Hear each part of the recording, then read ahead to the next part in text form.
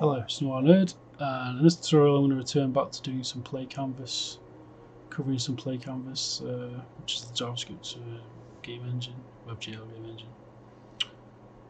In this tutorial, that's more of an overview really. I'm just going to quickly show how you can write a script to switch between different scenes, which could be useful if you are just wanting to quickly.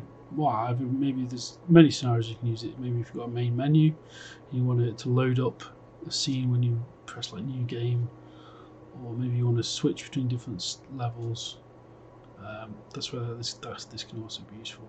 I'm going to be showcasing an example from like a sort of prototypal project I've been working on, which is I can't really talk about too much actually because it's sort of in progress, but I'll just demonstrate an example there from where we have a character selection screen, and depending on what character you select, it loads up a different sort of overview of the character. So without further ado, let's go into it. So first I'll just demonstrate what I'm talking about. This is the scene I set up before. So I set up the models, made the models and animations and stuff. Like I said, this is for an existing project, so basically all I'm going to demonstrate, and it should only take a few minutes, is you can see if I click on look at these buttons, then you can choose a different character. So for example, if I choose, then it goes to another scene, so it skips to another scene. Then I can go choose another to go back, choose another. I can choose this guy, Nebu Smith, if I want. So basically all I want to showcase is how can you do this, develop this functionality, or write a script where you can just flip in between both of them. It took a while to load them for some reason. So yeah, there you go. So you can just flip in between both.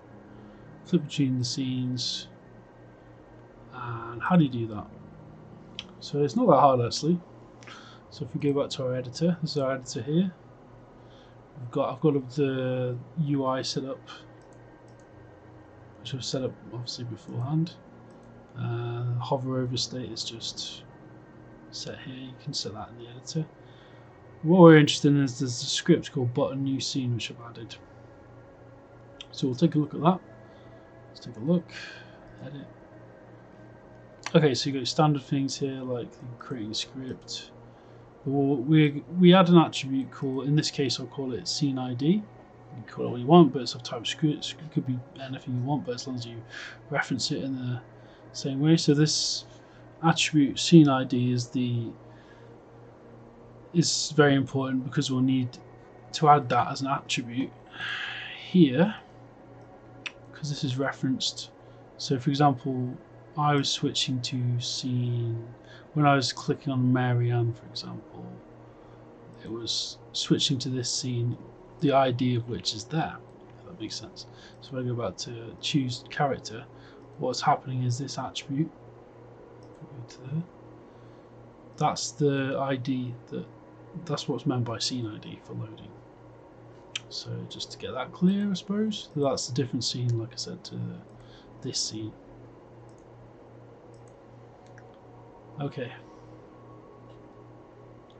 so let's go to our edit script again.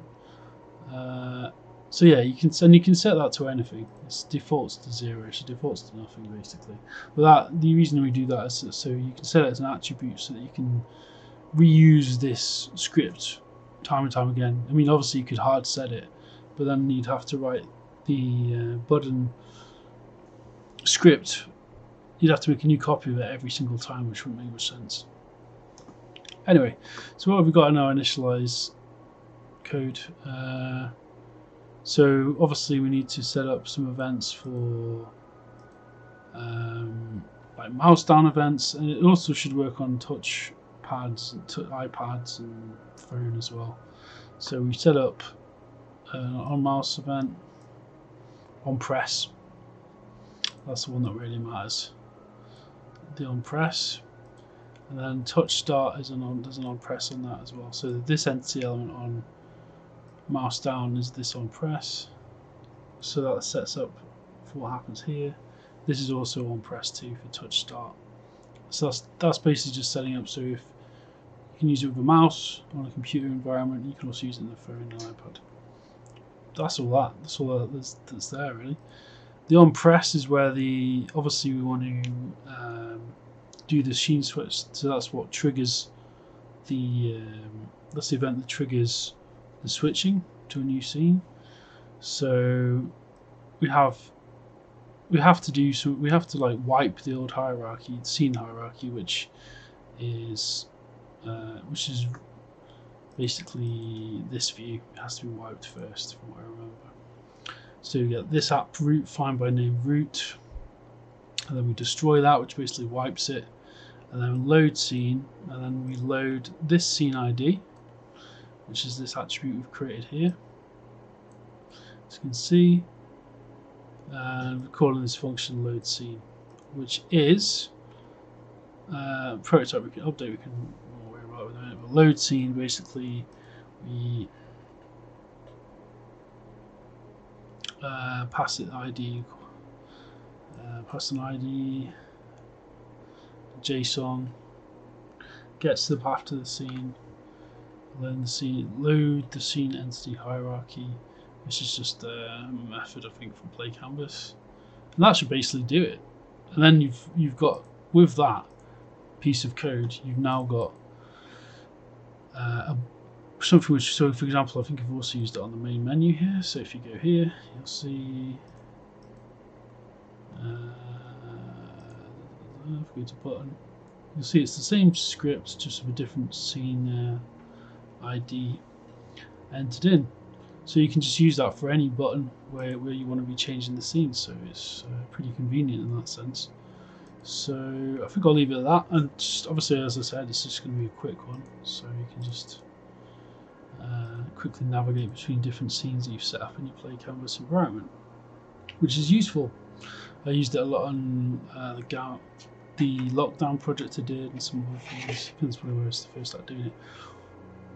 But anyway, that's that. I hope it's been useful. I'll probably do more Playcanvas content soon because it seems to have been quite popular on the channel.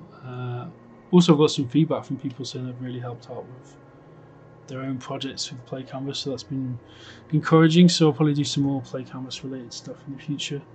That's all. Okay, let me know, I nerd. In a bit. Bye.